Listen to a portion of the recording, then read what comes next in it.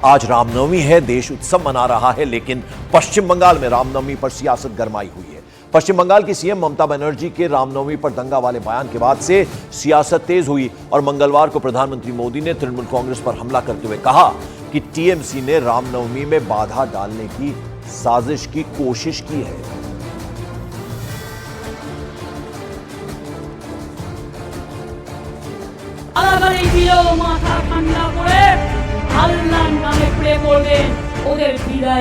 हमारा राम मंदिर पूरी दुनिया में भारत का गौरव बढ़ा रहा है। श्री राम के नाम पर सियासत जारी है। मौसम चुनावी है तो राम का नाम सियासतदानों की जुबान पर है।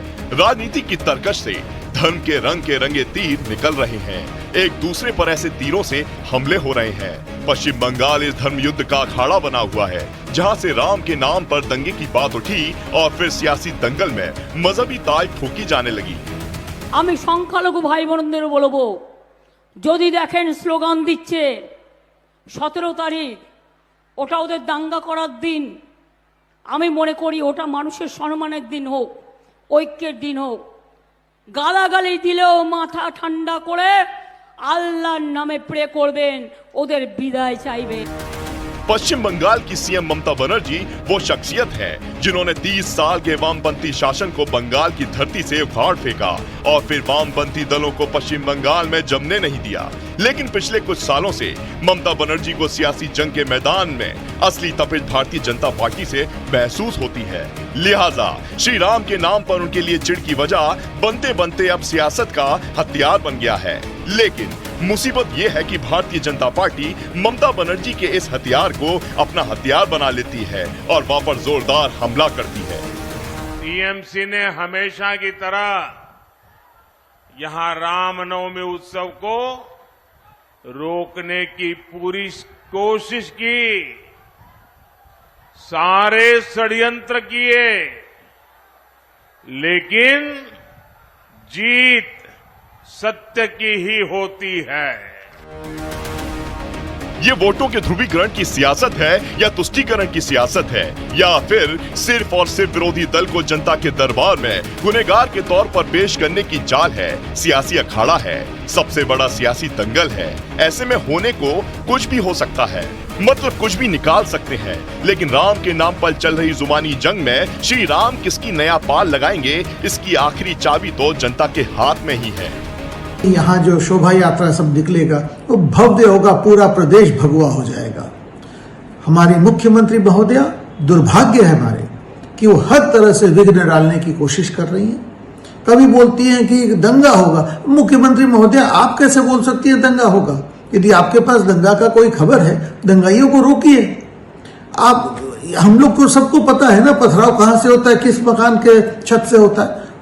वहां पर अपने फोर्स को भेज के वो छत को साफ करवाइए। एक समय यही भाजपा कहती थी कि यहाँ बंगाल में सरस्वती पूजा नहीं होती, तो हम लोग विभिन्न समय में देखे हैं कि वो इस तरीका का आक्रमण करते हैं तृणमूल कांग्रेस सब धर्मों में विश्वास करती, सब जाति भाषा सबको लेकर विश्वास करती। We believe in communal harmony. हालांकि पिछले 2 हफ्तों में ऐसे कई मौके आए जब टीएमसी की ममता बनर्जी ने रामनवमी की तारीख और लोकसभा चुनाव के पहले चरण के मतदान की तारीख को याद दिलाकर बार बार दंगे की बात कही और विश्व हिंदू परिषद के साथ हिंदू संगठनों ने बंगाल में रामनवमी के अवसर पर अपना कार्यक्रम करने की ठान रखी है। राम भक्तों में दिक्कतें डालने का प्रयास संभवतः यहाँ पर हो रहा है, मगर राम भक्तों का उत्साह इतना है और भगवान की इच्छा ऐसी कि यहाँ पर सारी शोभा यात्रा अच्छे से निकलेगी। वैसे ये कोई नई बात नहीं है। देश में हुए पिछले कई चुनावों में श्री राम का नाम आता रहा है और उनके नाम पर सियासी वार पलटवार होते रहे हैं। पश्चिम बंगाल में भी पिछले कुछ चुनावों में श्री राम के नाम पर सियासत जारी है और ऐसा भी नहीं है कि रामनवमी के साथ श्री राम के नाम पर होने वाली ये सियासत समाप्त होती दिख रही है।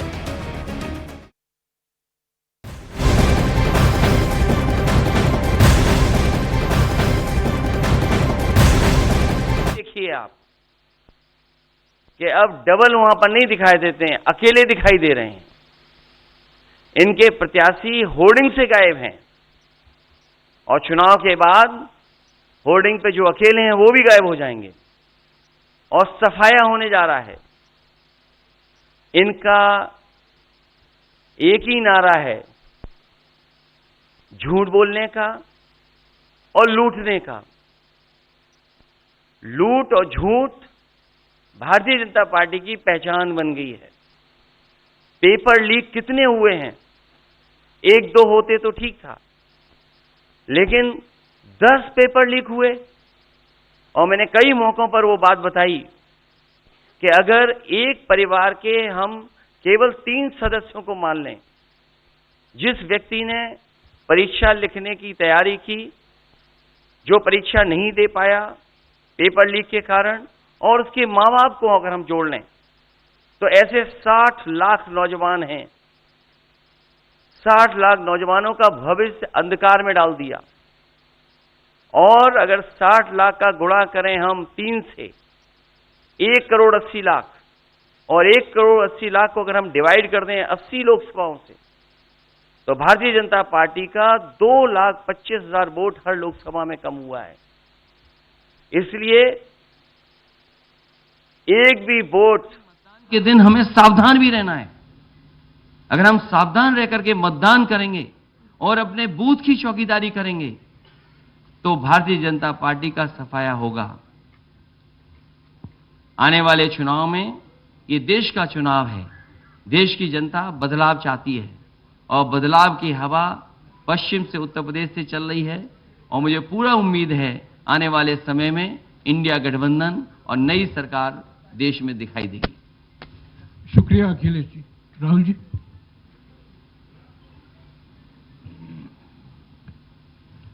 नमस्कार। रामनवमी की आप सबको, देश को बहुत बहुत शुभकामनाएं।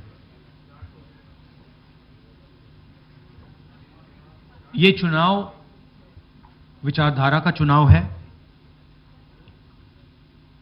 एक तरफ आरएसएस और बीजेपी, जो संविधान है, लोकतांत्रिक सिस्टम है, उसको खत्म करने की कोशिश कर रही है, और दूसरी तरफ इंडिया गठबंधन, कांग्रेस पार्टी संविधान को, लोकतंत्र को डिफेंड करने की कोशिश कर रही है, उसकी रक्षा कर रही है। चुनाव में 2-3 बड़े मुद्दे हैं। सबसे बड़ा बेरोजगारी, दूसरे नंबर पर महंगाई, भागीदारी।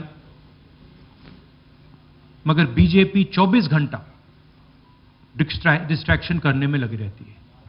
कभी प्रधानमंत्री समुद्र के नीचे चले जाते हैं, कभी आसमान में